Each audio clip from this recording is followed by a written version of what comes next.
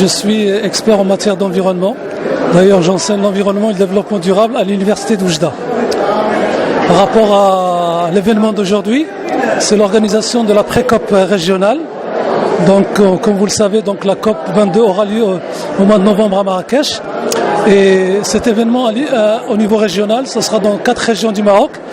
C'est une très bonne initiative parce que ça permet à la fois de sensibiliser et de mobiliser tous les partenaires de l'environnement dans notre région.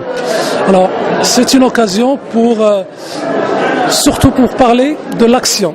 C'est fini le blabla, le discours qui ne sert à rien. Aujourd'hui, il faut passer au concret. Et nous avons pas mal d'initiatives intéressantes à l'échelle régionale, ici au niveau de la région de l'oriental du Maroc.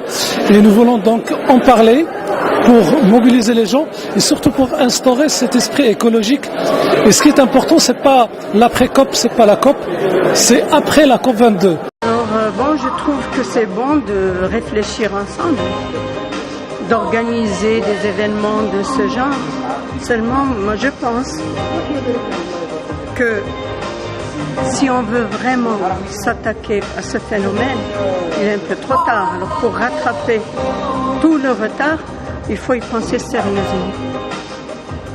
C'est beau d'écouter tout ce qui a été dit, il y a des spécialistes qui savent ce qui se passe. D'accord? On a entendu pas mal de choses, mais je pense que la clé de tout ça, le changement, c'est d'abord l'implication, la sensibilisation et la responsabilité de tous les habitants de la planète. Il faut prendre en compte tous les habitants. C'est-à-dire, quand on me parle de la dimension ou de l'approche genre, c'est le moment d'y penser sérieusement. Les responsables peut-être sont-ils conscients de ce qui se passe, pour ne parler que du Maroc.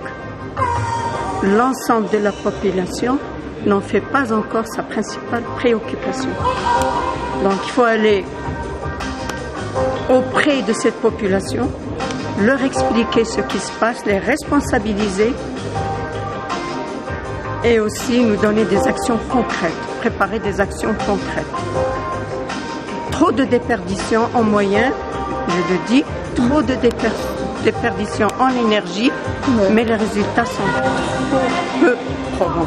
Franchement, assez de discours. Il nous faut des actions concrètes. Moi, je suis prête à y aller à petits pas, mais à voir des résultats.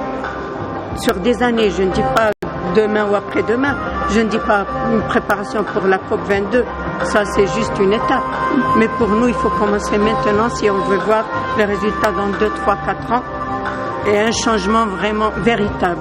Parce que nous sommes en train de souffrir, je suis avertie.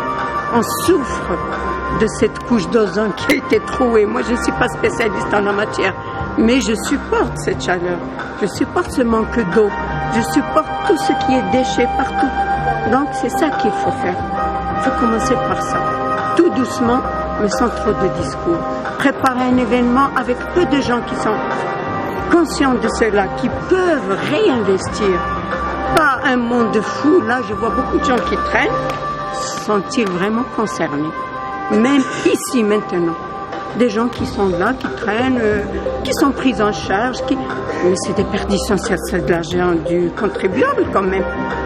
Qu'est-ce que ça va donner? Moi, je veux bien savoir avec quoi on va sortir d'ici.